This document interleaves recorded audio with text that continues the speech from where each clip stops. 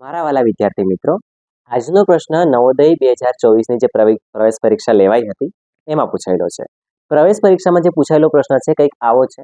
એક આલેખ આપ્યો છે, એની થોડી સૂચના આપી છે અને એના 4 વિકલ્પ આપ્યા છે. આપણે સૂચનાને વાંચીએ, આલેખને સમજીએ અને એનો જવાબ આપીએ. શું કીધું છે? તો આ જે આલેખ આપ્યો છે એમાં ઓસ્ટ્રેલિયાની ટીમ એ પાકિસ્તાનની ટીમ કરતાં કેટલી વધુ મેચ રમ્યા. એટલે એવું કહે છે કે આ જે આલેખ છે એમાં ઓસ્ટ્રેલિયાની ટીમે જે મેચ રમ્યા છે, મતલબ અહીં મેચની સંખ્યા આપી છે કે ભાઈ આ દરેક દેશના કે ભારતવાળા કેટલી મેચ રમ્યા, પાકિસ્તાનવાળા, ઇંગ્લેન્ડવાળા અને ઓસ્ટ્રેલિયાવાળા કેટલી મેચ રમ્યા, એનો આપણને પ્રશ્ન પૂછ્યો છે. તો સિમ્પલ શું સમજવાનું છે આપણે, એમાં કયા દેશના લોકો કેટલી મેચ રમ્યા એનો આપણે અભ્યાસ કરવાનો છે. અભ્યાસ કેવી રીતે કરવાનો એ પણ હું તમને સમજાવી દઉં. જુઓ, ભારતનો જે આલેખ છે એ અહીં અટકી જાય છે. આટલે એનો મતલબ કે 28 અને 32 ની વચ્ચે, 28 અને 32 ની વચ્ચે ડિફરન્સ કેટલો છે?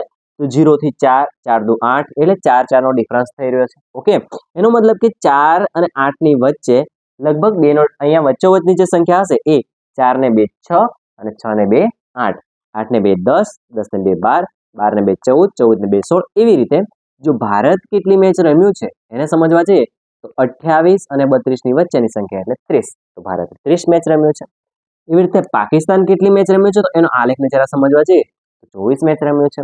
ત્યારબાદ ઓસ્ટ્રેલિયા કેટલી મેચ રમ્યું છે એને જોવા જઈએ તો 32 મેચ રમ્યું છે. અને ઇંગ્લેન્ડ કેટલી મેચ રમ્યું છે એનો જવાબ તમારે જાતે કોમેન્ટ કરવાનો છે.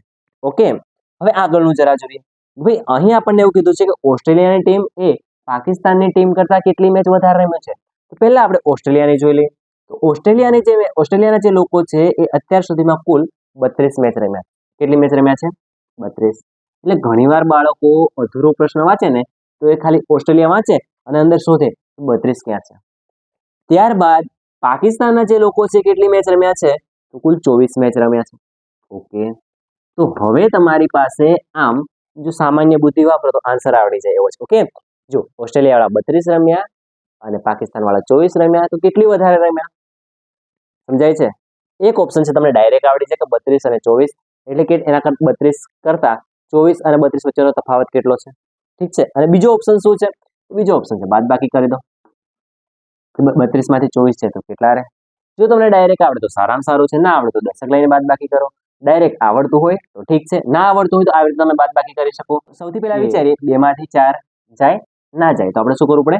બાજુવાળા પાસે દસકું લેવું પડે. તો આની પાસે વધે 2 અને આને મળી જાય 10. તો આ થઈ ગયા 10 ને 2 12, 12 માંથી 4 જાય તો 12 માંથી 4 જાય તો રહેશે 8, અને અહીંયા 2 માંથી 2 જાય તો 0. એનો મતલબ એવો થશે કે ઓસ્ટ્રેલિયાની જે ટીમ છે એ પાકિસ્તાનની ટીમ કરતા કુલ 8 મેચ વધારે રમ્યા છે. રેડી? તો સાચો ઓપ્શન આપણે A, B, C અને D માંથી જોઈએ તો ઓપ્શન A જે છે તે આપણો સાચો જવાબ છે. આ જે પ્રશ્ન છે 41મા નંબરનો પ્રશ્ન હોય તો 41માં A ની સામે તમારે આવી રીતે ગોળ સર્કલ કરવાનું છે. જો પહેલા નંબરનો પ્રશ્ન હોય તો પહેલા નંબરની સામે કરવાનું છે. 50મા નંબરનો જે પ્રશ્ન હોય તો 50મા નંબરની સામે આવી રીતે એક્ઝેક્ટ ગોળ કરવાનું છે.